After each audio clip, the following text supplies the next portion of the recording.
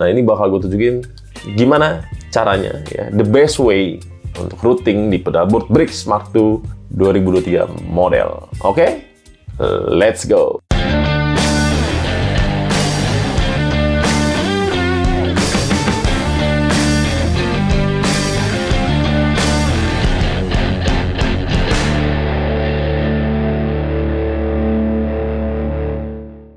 Halo, gue Albert, balik lagi di channel Boxcase, tentunya di routing vlog dari Boxcase JR. Setelah sekian lama gue kagak routing pedalboard buat bass, akhirnya ada basis yang mau minta di routingin ya sama Boxcase JR pastinya, dan menggunakan pedalboard dari Boxcase yaitu BRIX Mark II yang 2023 model.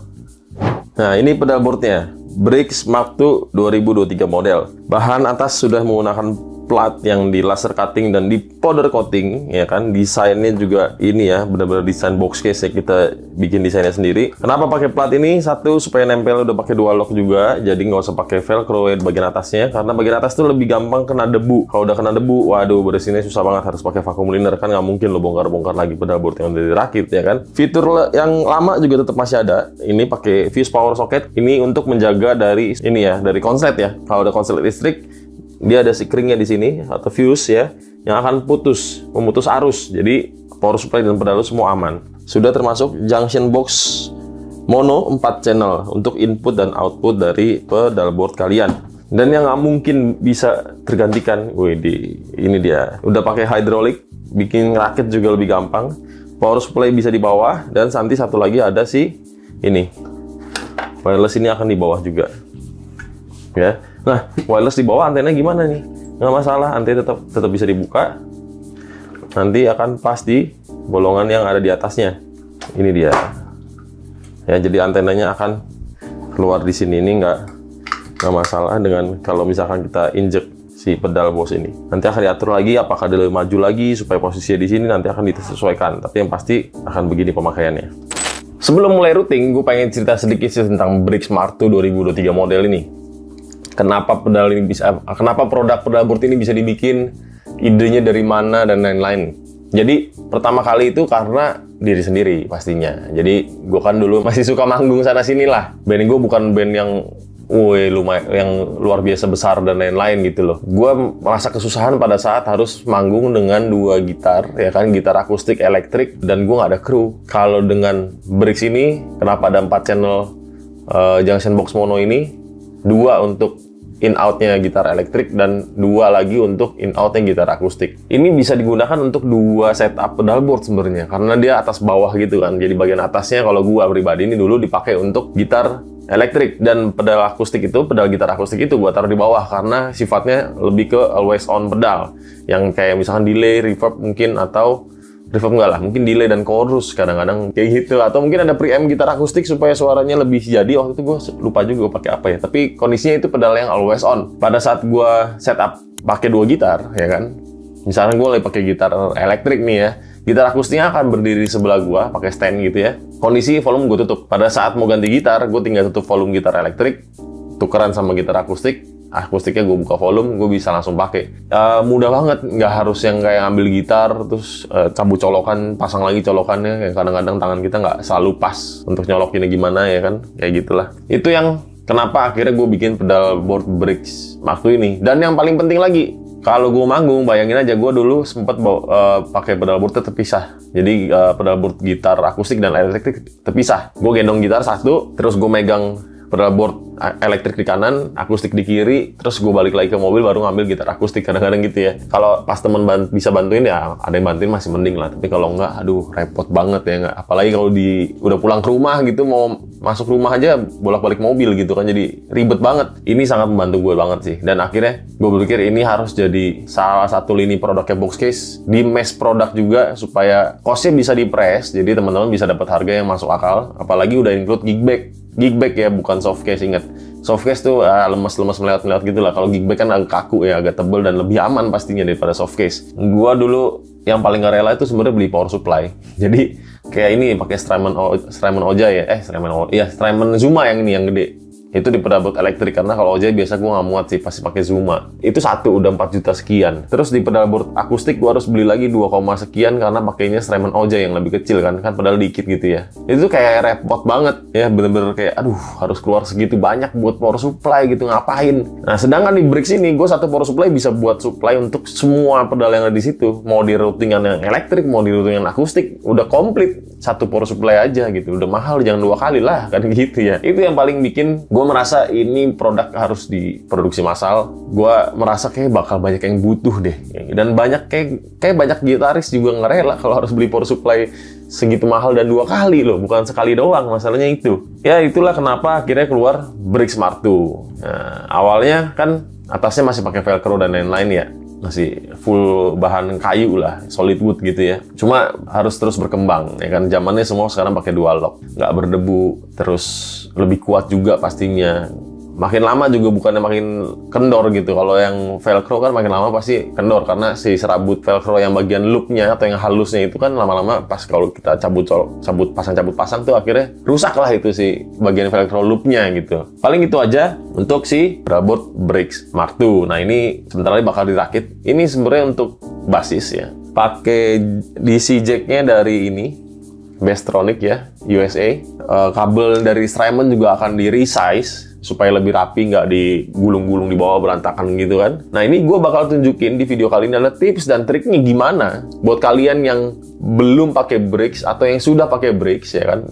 Cara routing di pedalboard Brix Smart 2 by Boxcase ini supaya bisa rapi dan nggak susah sebenarnya, justru jauh lebih gampang. Nah ini bakal gue tunjukin gimana caranya ya, the best way untuk routing di pedalboard Brix Smart 2 2023 model. Oke?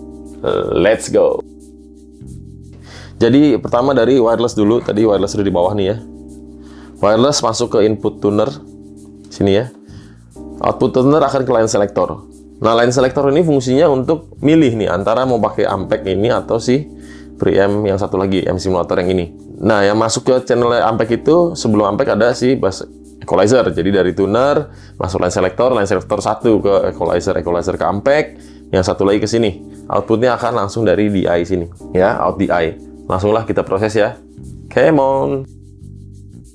Ya, ini dia kalau misalkan rakit pedalboard, rakit efek ya di pedalboardnya Brix Smart 2. Biasa gue selalu mulai dari kabel power supply dulu nih. Jadi kabel power supply dipasang dulu ke efeknya, terus diturunin ke bawah ya kan kayak gini. Kan udah semua nih ya. Nah, kabelnya panjang banget nih. Nah, kabel ini nanti akan di resize ukurannya ya, cuma seberapa panjangnya itu biar lebih pasti ngukurnya gini. Pertama kita copot dulu si hidroliknya ya. Hidrolik kita copot dulu. Nah, gini cara copotnya. Habis itu kita buka, bisa buka ke belakang full gini. Nah, udah. Terus kabel power supply ini yang bakal disesuaikan jaraknya nih ya, arahnya kemana, jalurnya segala macem. Nah ini dia. Ini untuk nentuin panjang kabel power supply yang diperluin. Nah, ini kalau misalkan kalian sudah memutuskan untuk kayak misalkan oke lah yang jalur tengah yang sebelah sini nih yang bakal jadi jalur power supply. Berarti yang dari sini kalian bisa langsung arahin ke sana juga. Habis itu barengan turunnya ke dari jalur yang ini. Ya, kayak gitu. Ini untuk kabel power supply. Kenapa nggak dipisah dua begini? Wah, nanti kita kehabisan jalur buat si kabel audionya. Karena kabel audio dan power supply kan harus terpisah. Selama ngerakit kabel power supply pun harus mikirin yang kabel audionya gimana. Gitu. Ini, ya kan? Baru nanti diarahin ke power supply si Zuma. Gitu. Kita langsung contohin aja ya. Yang pastinya butuh ini sih, mountis ya. Dan 3M juga. Jadi nempelnya kuat lah ya. Tentukan jalurnya dulu. Ini nanti akan jalannya ke sini. Dari pedalnya jadi nggak jauh ya kan. Baru kita belokin ke sebelah sini dan masuk ke kolong pedalboard. Dan gue biasanya sih nggak pasang full yang langsung kayak gini nih. Karena menurut gue malah jadi kelihatannya keramaian. Nggak kelihatan simple kalau full begini. Jadi yang pertama udah dipasang. Yang kedua jaraknya sesuai dengan ukuran mountisnya. Jadi rapi nih. Habis itu yang ini dicabut. Begitu seterusnya. Sama yang dari sisi lainnya juga begitu. Nah, ini biar bareng kita, kalau ini kan bolongannya lewat yang sebelah sini ya, kita ambil yang sebelah sini biar bareng dari sana semua. Kita ambilnya dari sini aja, jadi bisa bareng kayak gini ya. Udah deh, terus tinggal diikat pakai kabel tis. Ini pertama dia sendirian doang karena cuma ini doang kan. biasanya ada sisa sedikit lah. Jadi kalau misalkan mau dicopot dari power supply-nya, dari efeknya, mungkin ganti efek atau apa gitu kan. Jadi nggak susah. Baru dibelokin deh. Ya, kurang lebih begini. Nanti baru ke bagian kolong pedal board. Begitu juga yang dari sebelah sini, kita arahin gini dulu ya ke sini. Baru arahin ke kolong pedal board lewat ini. Lanjut, kita proses pemasangan kabel power supply di pedalboard Brix Mark II 2023 model. Let's go!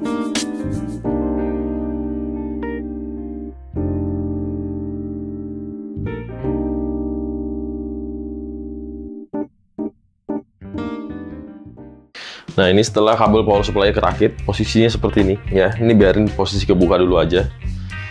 Terus baru kita pasang mountis di sini dengan baut.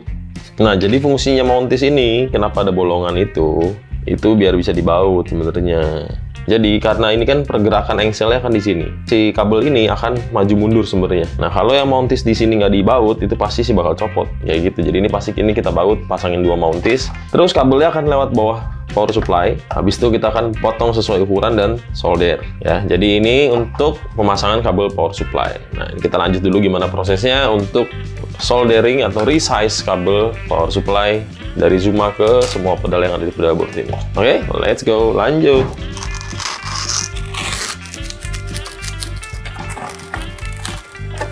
Ini udah kepasang. Ada satu yang gue tandai warna kuning karena dia butuh 12 volt ya.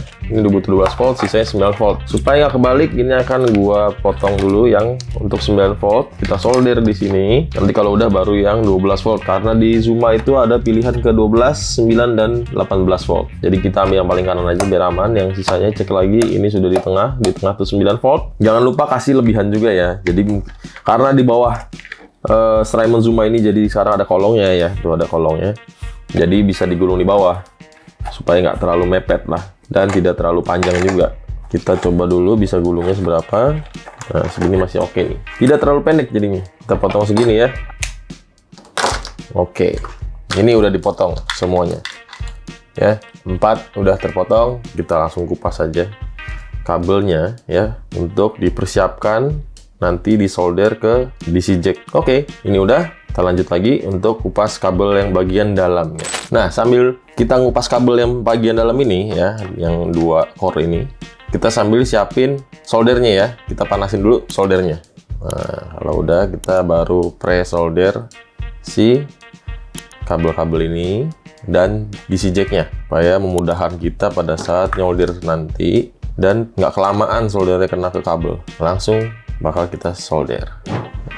Ini timah udah siap ya kan, timahnya udah siap, kabel udah dikupasin semua. Ada 2 alat solder karena berbeda mata, agak repot kalau misalkan mau ganti mata pada saat solder panas kan ribet, harus nunggu adem dulu gitu. Jadi kita pakai 2 aja, lebih gampang, mempermudah proses pekerjaan juga. Kita buka dulu si DC jacknya ya buat di pre-solder. Pre-solder tuh apa sih? Pre-solder tuh dikasih timah dulu lah supaya nanti pengaplikasiannya juga lebih gampang dan cepet. Soldernya nggak lama-lama kena kabel. Oke, udah bisa. Nah, ini gue pakai timah kepala soldernya begini nih ya, yang agak miring gini. Jadi area yang kena panasnya juga lebih lebar. Ini untuk pre-solder aja. Nanti pas masang kabelnya di kepala jack di sini pakai modelnya agak lancip. Sekarang sih kabel. Nah, kalau untuk kabel kita pre-solder ini ya pakai solder yang biasa aja, yang kepalanya lancip juga bisa sebenarnya.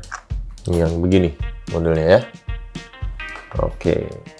Nah, jangan kelamaan, terus jangan ditiup juga supaya keringnya sempurna. Oke, kalau udah, kita bakal pasang ini ke DC jacknya ya.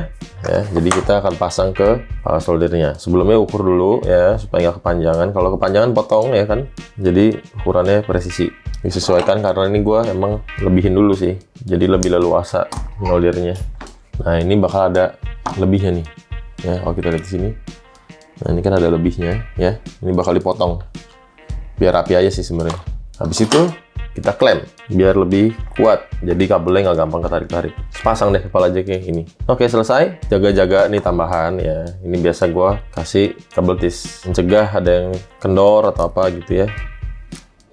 Ini dia jadinya DC jack ya, yang sudah di resize dan diganti kepala jacknya, akhirnya jadinya begini. Oke, kita lanjut ke yang lainnya. Let's go. Nah, kurang lebih begini hasilnya ya. Kabel power supply udah kepasang semua, udah rapi ya, udah ditata dengan baik. Dia masuk ke kolongnya Zuma dengan menggunakan pedal racer ya, pedal racer yang udah dipotong ya dari box case. Sekarang bakal lanjut ke bagian pemasangan kabel audio di pedalboard Break Smart 2 2023 model. Sebelum lanjut ke bagian pemasangan kabel audio, kita siapin dulu semua ya. Lagi bahan-bahannya beda. Yang sama paling timah, ya kan? Paling timah doang sama. Ya, mountis, kabel tis udah ada di sini semuanya. Dualog udah nggak kepake, kita masukin ke boxnya ya. Karena ini sisa ini bisa dibawa. Kita jual di sini per meter. Dapatnya dua macam ini. Ya, jadi 50 cm yang putih 3M ini 50 cm 3M yang warna merah ini. Nah, terus jacknya. Nah, ini jacknya pakai BX JR plug dari box case JR pastinya. Garansi 1 tahun, ganti baru 1 kali. Jadi kalau ada kendala langsung kontak aja ke box case JR ya. Bisa lewat Instagramnya. Kalau udah punya nomor WhatsApp bisa WhatsApp. Nanti akan diganti baru dan disolirin lagi pastinya. Kalau masa suruh solder sendiri ya kan. Ini dia BX JR plug. Nah, ini bakal lanjut untuk ini ya, proses perakitan kabel audio. Ini semua udah dibuka semua jacknya ya, jadi udah siap untuk disolder dan kabelnya bakal pakai Mogami. Kaget. Bakal pakai kabel ini apa Mogami ya, Mogami 2314. Oke, jadi langsung aja kita proses pemasangan kabel audio di pedalboard Break Smart 2 2023. Let's go.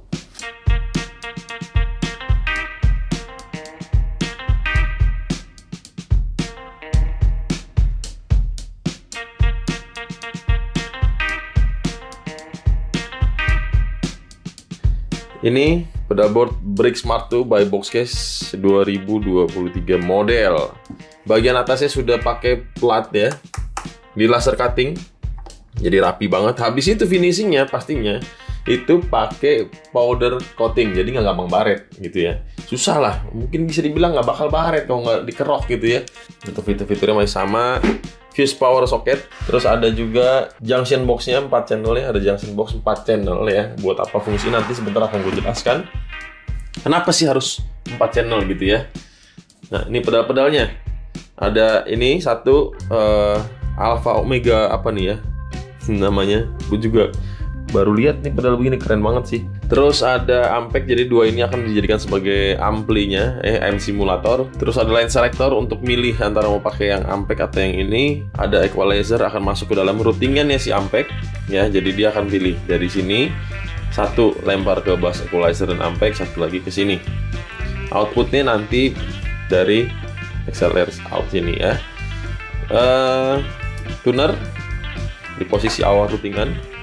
Di bawah ada ini wireless ya, power supply pakai Zuma yang bisa didapatkan di Naviri Musik kayak gitu ya, kurang lebih itulah. Ya, jadi pedalboard bass udah selesai. Akhirnya ngerakit pedalboard buat bass. Jadi besok bisa alasan bini untuk beli bass. Jadi nggak ada rasa bersalah ya, nggak ada penampakan di ujung belakang kepala. Itu Ari apa Raja? Tuh, pada tiduran di situ tuh. Ngapain nih? Routingnya di Break Smart 2 2023 model sudah selesai. Pedalnya emang nggak banyak, cuma ya lumayan agak ribet juga karena ada wireless di bawah, power supply juga di bawah. Dan kebanyakan yang kemarin pada bilang, wah ini kayaknya kok gimana caranya sih? Minta tips dan triknya untuk routing di pedalboard Break Smart 2 ya. Nah, ini hasilnya nih ya. Ini emang buat pedalboard bass, cuma perlakuannya kurang lebih sama, mau buat bass atau buat gitar. Nah, karena belum punya bass ya kan, jadi masih ngetes pakai gitar untuk cek sinyal aja. Di sini line selector ini kepake untuk milih antara Ampeg atau si satu lagi ini yang saya lupa namanya apa, tapi ini pokoknya ya. Jadi yang A itu ini dia. Kalau yang B dia di sini, belum dicolokin ke sound card jadi kagak nyala. Cuma ini yang A, channel A, ini channel B. Channel B-nya melalui equalizer dulu, baru ke Ampeg. Kita akan tes dulu dari si channel A dulu ya. Ini dari gitar masuk pedalboard ke sound card, direkam pakai Logic Pro. Sebentar. Mana? Anjing. Hapus ya Mi yang itu. Nggak bisa dimonetize. Coba, sampai direkam dulu bentar. Oke. Apanya? Kenapa pakai metronom? Oh enggak. Oke. Ini kita langsung tes ya sinyalnya gimana, masih noise atau ada noise atau enggak gitu ya. Coba. Aduh, ngepret. Ini pakai gitarnya tapi ini ya Strat ya, single coil.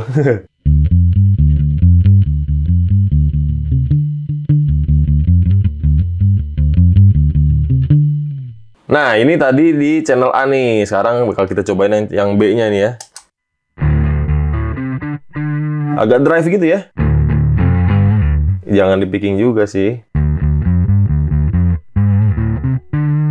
Tapi secara sinyal sih udah aman banget. Yang penting udah nggak noise segala macem ya. Terus kita coba ini. Astaga, bahasa alien ini. A, B, terus ini T. Sebelahnya hilang dikit apa bacanya.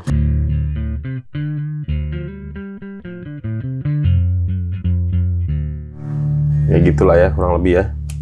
Ini yang untuk channel si A dulu ya. Sekarang kita akan pindahin ke channel yang B. Jadi ini yang Ampeg ya, yang Ampeg kita tes dulu ya. Ini pakai XLR out aja. Coba bisa di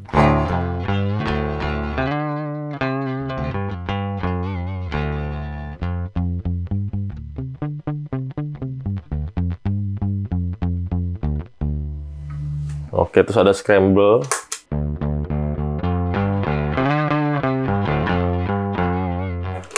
Jadi kayak ini ya, ada drive-nya gitu kali.